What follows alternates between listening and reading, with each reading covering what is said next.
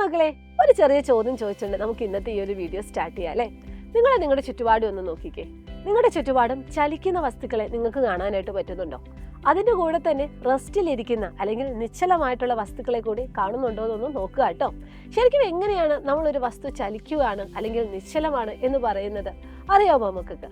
Yes, position വെച്ചിട്ടാണ് അല്ലേ? ഇപ്പോൾ ഒരു വസ്തുവിന് പൊസിഷൻ ചേഞ്ച് ഇല്ല അല്ലെങ്കിൽ സ്ഥാനമാറ്റം ഇല്ലെങ്കിൽ നമ്മൾ പറയും ആ വസ്തു റെസ്റ്റിലാണ് അല്ലെങ്കിൽ ആ വസ്തു നിശ്ചലാവസ്ഥയിലാണെന്ന് പറയും.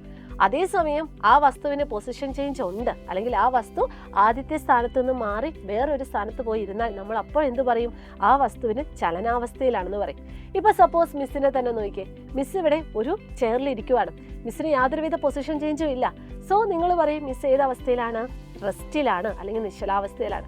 പക്ഷെ മിസ് ഇവിടെ നിന്ന് എഴുന്നേറ്റ് വേറൊരു പൊസിഷനിലേക്ക് പോയാൽ നിങ്ങൾ അപ്പോൾ പറയും മിസ് എന്ത് ചെയ്യുവാണ്? ഈ പറയുന്നത് പോലെ ചലിച്ചുകൊണ്ടിരിക്കുകയാണ്. പക്ഷെ ഇവിടെ ഒരു ട്വിസ്റ്റ് ഉണ്ട്. നിങ്ങൾ നേരത്തെ പറഞ്ഞു മിസ് ഇവിടെ ടേബിളിൽ ഇരിക്കുവാണ്, സോ മിസ് ഗ്രൗണ്ടിനെ ബേസിൽ റെസ്റ്റിലാണെന്ന് പറഞ്ഞു.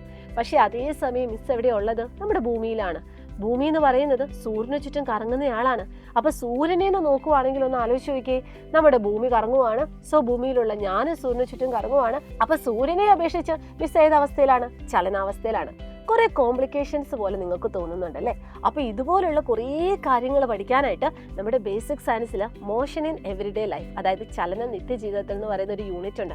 സോ ആ യൂണിറ്റിൽ ഇതുപോലെ കുറേ കാര്യങ്ങൾ നമുക്ക് പഠിക്കാനുണ്ട്. നിങ്ങൾ നിർബന്ധമായി അറിഞ്ഞു വെക്കേണ്ട, അല്ലെങ്കിൽ നിങ്ങൾ ഇനി ഫ്യൂച്ചറിൽ എത്ര ക്ലാസ്സിൽ പോയാലും ഏത് സയൻസ് സ്ട്രീമാണ് എടുക്കുന്നതെങ്കിലും നിങ്ങൾക്ക് ഈ ഒരു ടോപ്പിക്ക് നിങ്ങൾക്ക് പഠിക്കാനുണ്ടാവും. സോ അതൊക്കെ നിങ്ങൾക്ക് വളരെ എളുപ്പത്തിൽ ഫുൾ ഡീറ്റെയിൽ ആയിട്ട് ആഴത്തിൽ പറഞ്ഞു തരാനായിട്ടാണ് നമ്മുടെ സ്വന്തം വജ്ര എൻ ഗെയിം ബാച്ച് ഇവിടെ സ്റ്റാർട്ട് ചെയ്തത്.